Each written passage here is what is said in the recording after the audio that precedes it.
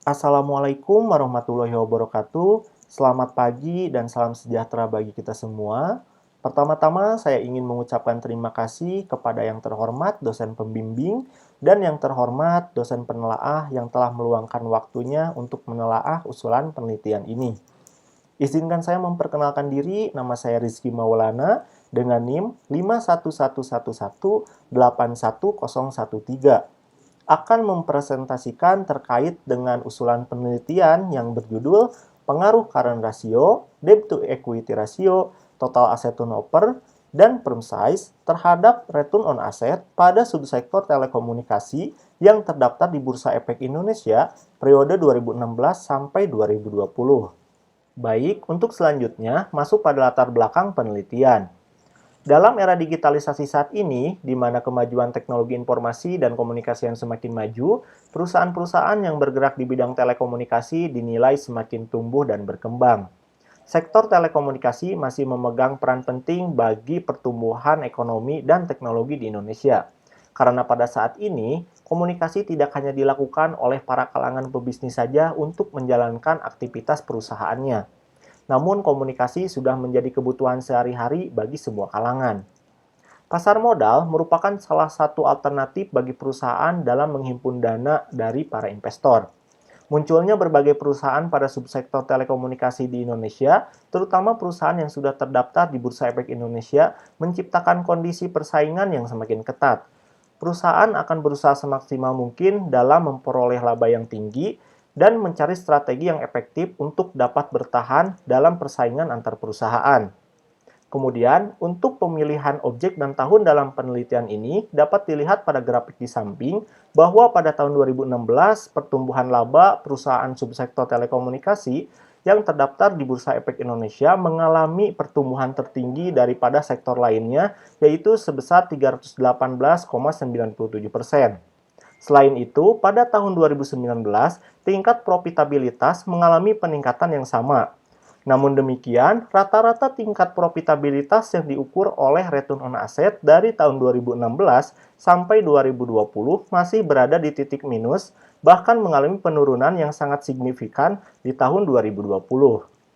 Mengingat begitu pentingnya profitabilitas bagi suatu perusahaan, maka diperlukan analisis terkait dengan faktor apa saja yang dapat mempengaruhi tingkat profitabilitas tersebut.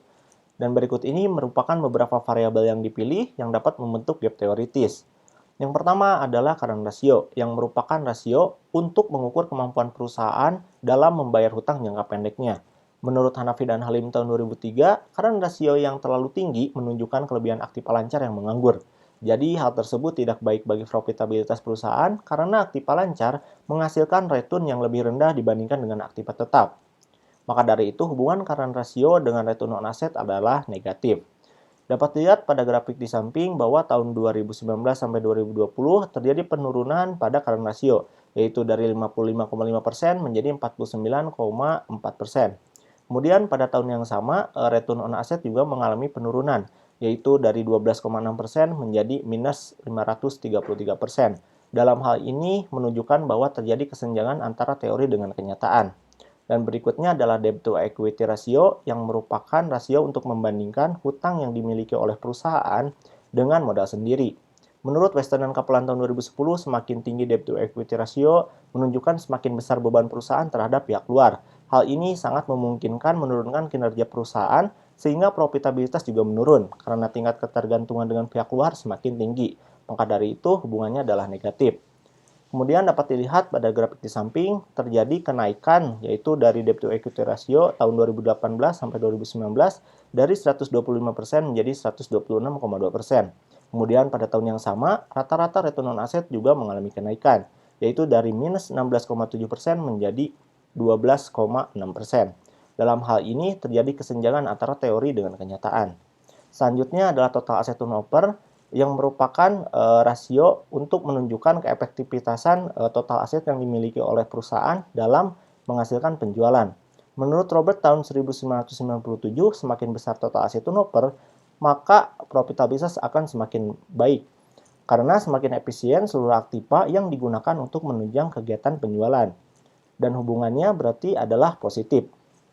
Kemudian dapat dilihat pada tabel di samping bahwa total aset turnover pada tahun 2019 sampai 2020 mengalami kenaikan, yaitu dari 0,5% menjadi 0,9%. Kemudian pada tahun yang sama, return on asset mengalami penurunan, yaitu dari 12,6% menjadi minus 553%. Dalam hal ini terjadi kesenjangan antara teori dengan kenyataan. Untuk berikutnya adalah firm size yang merupakan suatu ukuran perusahaan yang dapat dilihat dari total aktiva perusahaan.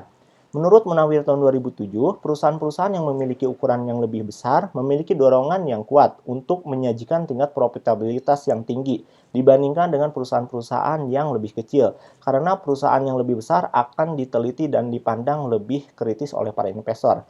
Maka hubungannya adalah positif. Dan dapat dilihat pada grafik di samping, yaitu pada tahun 2016 sampai 2017 terjadi kenaikan pada firm size, yaitu dari 12% menjadi 16%. Dan pada tahun yang sama, rata-rata return on asset mengalami penurunan, yaitu dari 13% menjadi minus 34,7%. Dalam hal ini terjadi kesenjangan antara teori dengan kenyataan.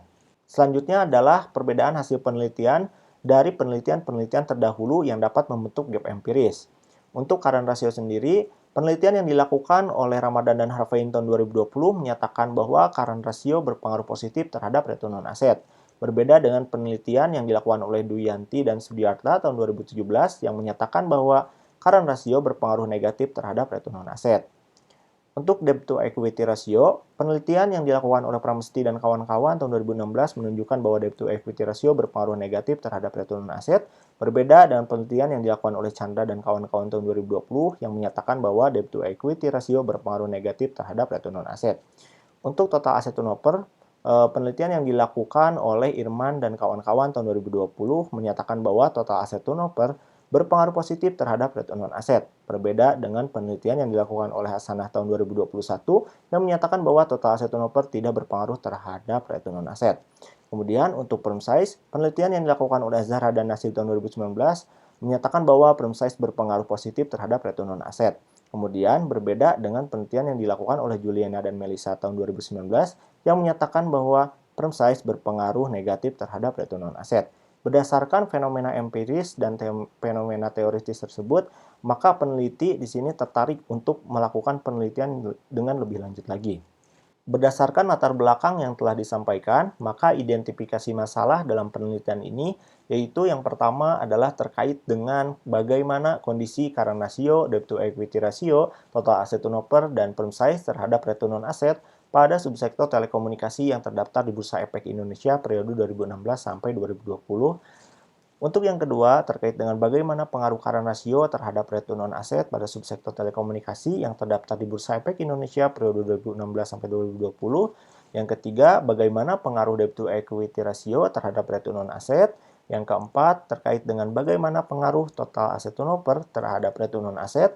Yang kelima, terkait dengan bagaimana pengaruh firm size terhadap return on asset. Dan yang keenam, terkait dengan bagaimana pengaruh current ratio, debt to equity ratio, total asset turnover, dan firm size terhadap return on asset pada subsektor telekomunikasi yang terdaftar di Bursa Efek Indonesia periode 2016 sampai 2020. Kemudian, untuk maksud dan tujuan dalam penelitian ini dimaksudkan untuk mengetahui bagaimana pengaruh dari current ratio, debt to equity ratio, total asset turnover, dan firm size terhadap return on asset pada subsektor telekomunikasi yang terdaftar di Bursa Efek Indonesia periode 2016 sampai 2020. Untuk tujuan yang ingin dicapai dalam penelitian ini yaitu terkait dengan untuk mengetahui kondisi current ratio, debt to equity ratio, total asset turnover, dan firm size terhadap return on asset pada subsektor telekomunikasi yang terdaftar di Bursa Efek Indonesia periode 2016 sampai 2020. Untuk yang kedua, untuk mengetahui pengaruh current ratio terhadap return on asset. Yang ketiga, untuk mengetahui pengaruh debt to equity ratio terhadap return on asset. Yang keempat, untuk mengetahui pengaruh total asset turnover terhadap return on asset. Yang kelima, untuk mengetahui pengaruh firm size terhadap return on asset. Dan yang keenam, terkait dengan untuk mengetahui pengaruh current ratio, debt to equity ratio, total asset turnover, dan firm size terhadap return on asset pada subsektor telekomunikasi yang terdaftar di Bursa Efek Indonesia periode 2016 sampai 2020. Kemudian untuk kegunaan penelitian, dalam penelitian ini dibagi menjadi dua, yaitu kegunaan teoritis dan kegunaan praktis. Untuk kegunaan teoritis ini sendiri, diharapkan hasil penelitian ini dapat menambah ilmu pengetahuan serta wawasan dan dapat dijadikan sebagai referensi untuk penelitian selanjutnya. Kemudian untuk kegunaan praktis, praktis ini hasil dari penelitian ini diharapkan dapat memberi masukan yang baik terhadap manajemen perusahaan serta memberikan informasi kepada para investor, calon investor maupun masyarakat terkait dengan bidang manajemen keuangan untuk mengambil keputusan di masa yang akan datang. Kemudian masuk pada kerangka pemikiran. Dalam kerangka pemikiran ini yaitu terdiri dari grand theory yang merupakan manajemen keuangan, kemudian diturunkan pada middle theory yaitu terkait dengan fungsi dari manajemen keuangan, yaitu adalah keputusan pendanaan, keputusan investasi, dan keputusan dividen, dan diturunkan lagi sampai dengan apply theory yaitu terkait dengan variabel yang dipilih. Variabelnya tersebut adalah current ratio, debt to equity ratio, total asset turnover, dan firm size terkait dengan pengaruhnya terhadap return on asset. Berdasarkan kerangka pemikiran yang telah dijelaskan, maka dapat digambarkan paradigma penelitian seperti berikut ini. Berdasarkan paradigma penelitian ini, maka hipotesis yang akan diuji kebenarannya yaitu hipotesis 1, current ratio berpengaruh negatif terhadap return on asset. Hipotesis 2, debt to equity ratio berpengaruh negatif terhadap return on asset. Hipotesis 3, total asset turnover berpengaruh positif terhadap return on asset. Hipotesis 4, firm size berpengaruh positif terhadap return on asset. Hipotesis 5, current ratio, debt to equity ratio, total asset turnover, dan firm size secara simultan berpengaruh terhadap return on asset. Selanjutnya, masuk pada bagian metode penelitian. Penelitian ini menggunakan metode penelitian kuantitatif. Dalam metode penelitian kuantitatif ini menggunakan dua rumusan masalah, yaitu rumusan masalah deskriptif dan rumusan masalah asosiatif. Dalam rumusan masalah asosiatif, hubungan kausal yang dipakai dalam penelitian ini, yaitu hubungan yang menyatakan sebab akibat. Kemudian, berdasarkan judul yang telah ditetapkan, maka variabel yang akan dioperasionalkan dalam penelitian ini yaitu variabel independen dan variabel dependen. Untuk variabel independen sendiri, yang pertama ada current ratio. Menurut Sutrisno tahun 2017, rasio ini membandingkan antara aktiva lancar yang dimiliki perusahaan dengan hutang jangka pendek. Untuk indikatornya, aktiva lancar dibagi dengan hutang lancar dikali 100% dan skalanya adalah rasio. Untuk yang kedua ada debt to equity ratio. Menurut Sutrisno tahun 2017, rasio ini membandingkan antara hutang yang dimiliki perusahaan dengan modal sendiri. Indikatornya, total hutang dibagi dengan modal sendiri dikali 100% dan skalanya adalah rasio. Untuk yang ketiga, yaitu total asset turnover. Menurut Kasper tahun 2017, rasio ini digunakan untuk mengukur perputaran semua aktiva yang dimiliki perusahaan dan mengukur berapa jumlah penjualan yang diperoleh dari tiap rupiah aktiva. Untuk indikatornya, penjualan dibagi dengan total aktiva dan skalanya adalah rasio. Untuk yang keempat adalah firm size. Menurut Hartono tahun 2015, firm size ini sendiri merupakan besar kecilnya perusahaan yang dapat diukur dengan total aktiva atau besarnya harta perusahaan dengan menggunakan perhitungan nilai logaritma total aktiva. Untuk indikatornya ini sendiri adalah logaritma natural dari total aset dan skalanya adalah rasio. Untuk variabel dependen yaitu return on asset. Menurut Harry tahun 2016, rasio ini menunjukkan seberapa besar kontribusi aset dalam menciptakan laba bersih. Untuk indikatornya sendiri, yaitu laba bersih dibagi dengan total aset dan dikali 100%. Untuk skalanya adalah rasio. Populasi yang ditetapkan dalam penelitian ini, yaitu seluruh perusahaan pada subsektor telekomunikasi yang terdaftar di Bursa Efek Indonesia periode 2016 sampai 2020. Kemudian, untuk menentukan sampel apa yang akan dipilih, yaitu menggunakan metode purposive sampling. Kemudian didapatlah hasil yaitu sebanyak 5 perusahaan yang sesuai dengan kriteria purposive sampling. Kemudian jenis data yang dipakai adalah data panel dan sumber datanya adalah sekunder.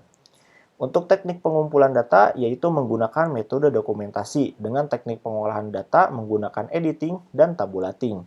Teknik analisis data yang dipilih yaitu menggunakan regresi data panel dengan 3 pendekatan, yaitu Common Effect Model, Fixed Effect Model, dan Random Effect Model.